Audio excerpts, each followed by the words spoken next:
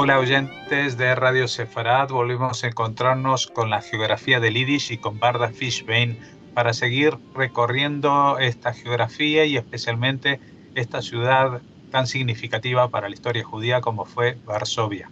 ¿Qué tal, Varda? Hola Jorge, hola a los oyentes de Radio Sefarad.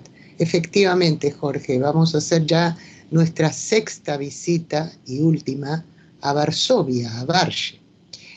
Al finalizar la Segunda Guerra Mundial, en 1945, aproximadamente 10.000 judíos regresaron a Varshe e intentaron reorganizar la vida judía anterior a través de la creación de una serie de instituciones e iniciativas socioculturales.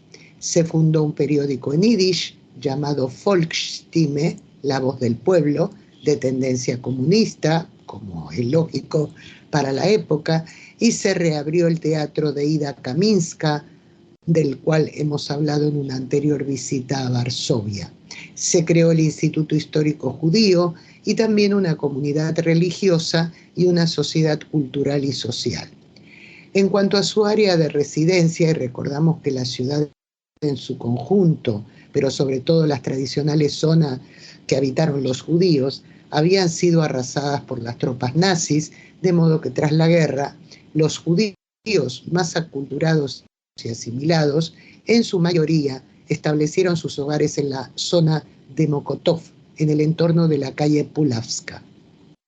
Esta calle dio luego nombre a un grupo de judíos que en el año 1956, desengañados del que había sido su apoyo entusiasta al comunismo polaco, se integraron en el ala reformista del Partido de los Trabajadores Unidos de Polonia.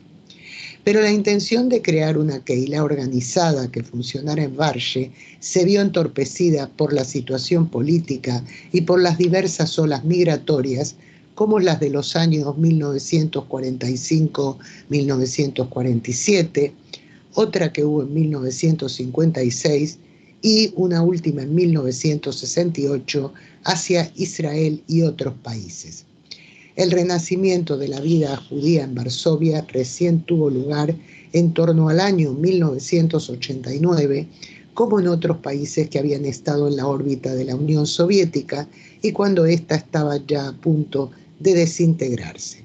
No obstante, aunque es mucho lo que se lleva hecho desde entonces hasta hoy, se ve difícil que las siguientes generaciones de judíos nacidos en la ciudad vuelvan a tener siquiera una muestra de la que ha sido hasta la Segunda Guerra Mundial la mayor comunidad judía de Europa. En la actualidad hay 500 integrantes registrados en la Keilah de Varsovia, otros 2.000 son activistas de una serie de organizaciones culturales o deportivas judías y se calcula que entre 3.000 y 5.000 tienen algún tipo de relación o contacto con el judaísmo. En la ciudad está el Instituto Histórico Judío, hay una escuela primaria judía, una sinagoga, una Keilah reformista, un teatro y una cafetería kosher, así como el Club Deportivo Maccabi. Asimismo, se publican con distinta periodicidad órganos como por ejemplo el mensual Midrash. Es indudable que hubo un gran empeño en preservar en algo de la memoria y de la historia de la otrora emblemática comunidad. Por ejemplo, nuevos monumentos honran la memoria de la enormísima mayoría de los judíos de Varsovia que fueron a la muerte en Treblinka, precisamente en el sitio del Umschlagplatz, donde los nazis los concentraban para conducirlos a los transportes, hay uno. La sinagoga Nozik y el gueto se han restaurado y se desarrolló una intensa iniciativa para recuperar los dos grandes cementerios judíos de la ciudad, uno de ellos en la calle Brodno y otro en Okopova. En el sitio donde estuvo el gueto, hoy se erige el Museo Polin de Historia de los Judíos Polacos. El nombre de esta institución, la palabra hebrea Polin, significa Polonia, referida al país, pero también si separamos sus dos sílabas, quiere decir descansad aquí, y se refiere a una antigua leyenda acerca de los primeros judíos que llegaron para habitar tierras polacas. La idea de construir este museo nació en 1995, propuesta por la Asociación del Instituto de Historia Judía de Polonia, antes mencionado. Ese mismo año, el Ayuntamiento de Varsovia donó un terreno en el barrio de Muranov, que, como se ha dicho, había sido el barrio judío de Varsovia antes de la guerra y donde estuvo el gueto. A partir del año 2005, la Asociación del Instituto de Historia Judía de Polonia comenzó a colaborar con el Ministerio Nacional Polaco de Cultura y Patrimonio Nacional y el Ayuntamiento de Varsovia. Al año siguiente se erigió una carpa, Ohel en hebreo, donde tendrían lugar exposiciones y eventos en el mismo sitio donde estaría el museo hasta tanto este estuviera construido. En el año 2009 se colocó la primera piedra de la obra. La construcción duró 33 meses y contó con la financiación de algo menos de la mitad de su coste del Ministerio de Cultura polaco y el Ayuntamiento varsoviano. En la actualidad, además de los ingresos generados por el propio museo y donaciones, ese mismo ministerio y el ayuntamiento contribuyen anualmente a financiarlo. Es un edificio de arquitectura posmoderna, hecha en vidrio, cobre y hormigón, y lo proyectaron los arquitectos finlandeses Rainer Mahlamäki e Ilmari Ladelma. Desde la inauguración, el 19 de abril de 2013, fecha en que se conmemoraba el 70 aniversario del levantamiento del gueto de Varsovia, se iniciaron una serie de programas educativos y culturales. En octubre del año siguiente, 2014, quedó instalada la exposición principal, que se trata de una muestra multimedia, en algunos tramos interactiva, sobre la historia y la vida de la Kehilá judía de Polonia a lo largo de todo un milenio, que se extiende desde la Edad Media hasta la Segunda Guerra Mundial. En el año 2016 se otorgó a este museo el premio del Museo Europeo del Año, concedido por el Foro de los Museos Europeos. Cerca de allí se encuentra también el Memorial a Jan Karski, representante del Estado polaco en la clandestinidad durante la guerra. En 1942, Karski, que había sido testigo del exterminio de los judíos polacos, viajó a Inglaterra para informar de la Shoah a las autoridades aliadas, pero no obtuvo mucha resonancia su denuncia.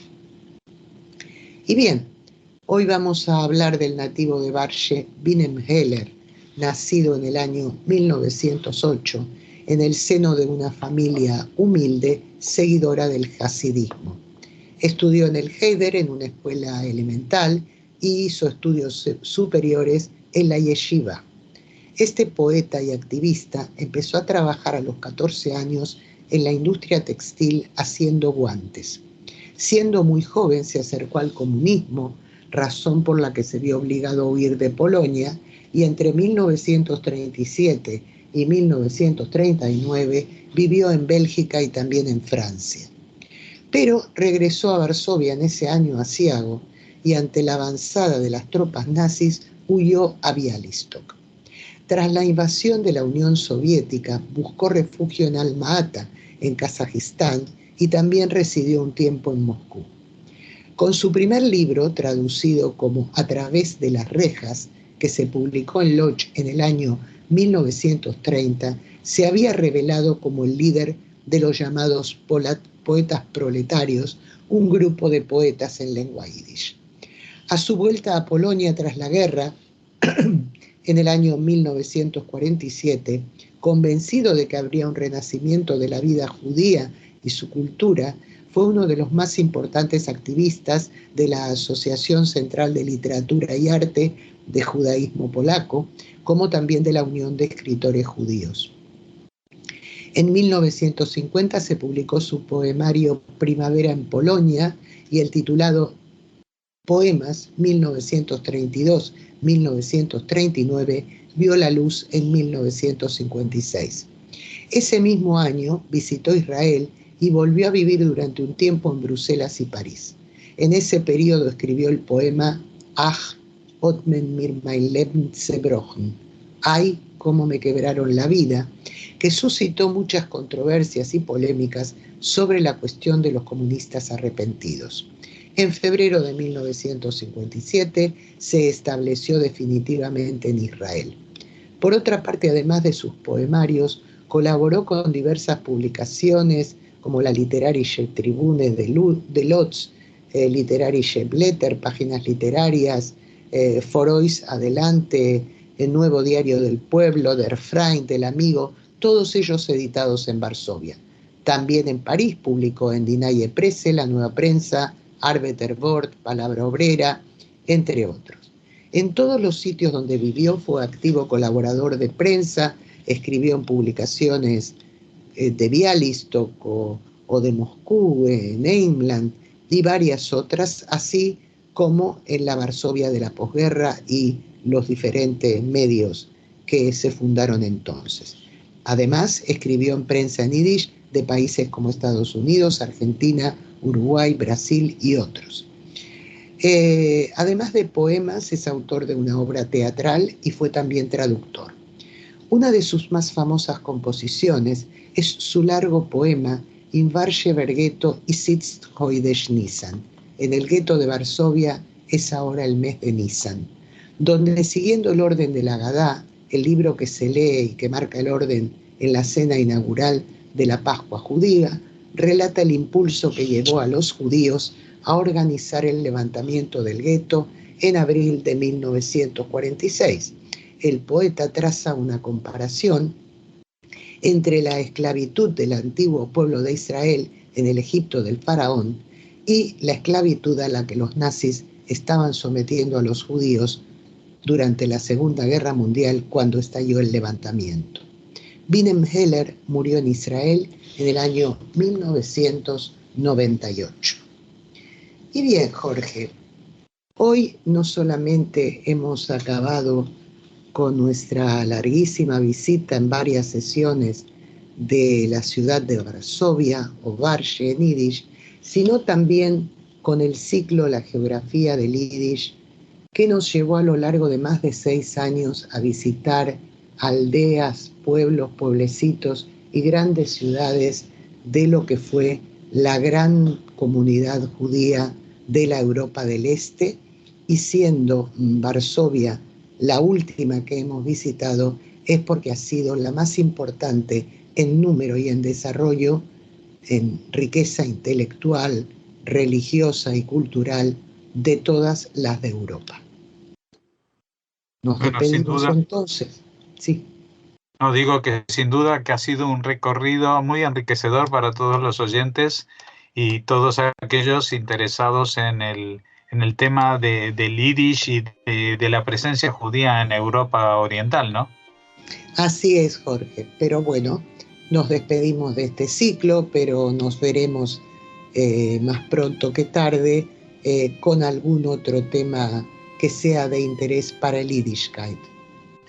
Muchas gracias, esta vez más enfatizadas, Barda Fishbein, y seguro que nos volveremos a oír, y también los oyentes de Radio Sefarad dentro de poco podrán recuperar algunos de los ciclos que hemos hecho en tiempos pasados aquí en la radio y que se han quedado un poco oscurecidos en algún sitio de los archivos, y por eso hemos querido recuperarlos y dentro de poco tendrán esa oportunidad. Así que hasta dentro de poco. Muy bien. Hasta entonces, Jorge. Hasta entonces a los oyentes de Radio Sefarad.